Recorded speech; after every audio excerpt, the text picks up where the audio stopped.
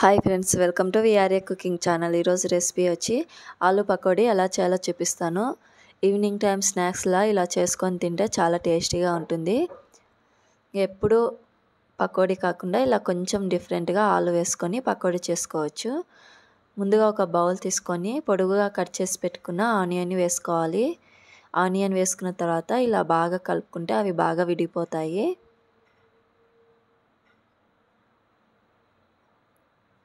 Next అలాగే ఇందులో ఆలూని పొడుగుగా cut చేసి పెట్టుకొని వేసుకోవాలి.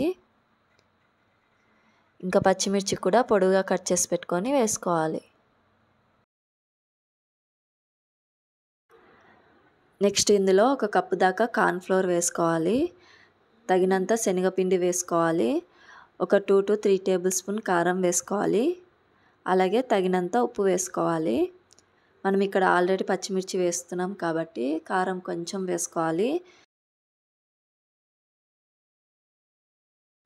అంతా పిండి ఆనియన్, ఆలుగడ్డ ఇంకా పచ్చిమిర్చికి మొత్తం పట్టే విధంగా కొంచెం కొంచెం వాటర్ యాడ్ చేస్తూ బాగా కలుపుకోవాలి.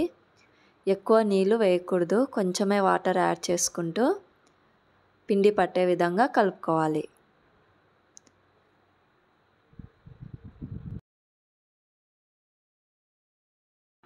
ఆలు పకోడా వేసుకోవడానికి పిండి రెడీ అయిపోయింది. ఒక బాండి పెట్టుకొని డీప్ ఫ్రై చేసుకోవడానికి ఆయిల్ వేసుకొని ఆయిల్ బాగా హీట్ అయిన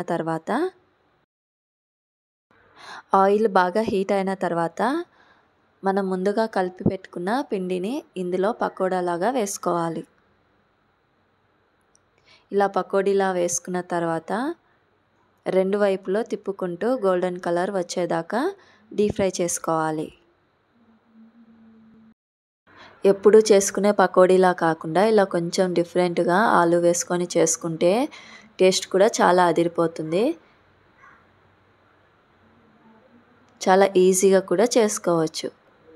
ఇక్కడ గోల్డెన్ కలర్లోకి వచ్చేసింది కాబట్టి ఇవి తీసి పక్కన పెట్టి ఇంకా ఉన్న పిండిని కూడా సేమ్ ఇలాగే వేసుకుంటూ ఆలు పకోడాని చేసుకోవాలి.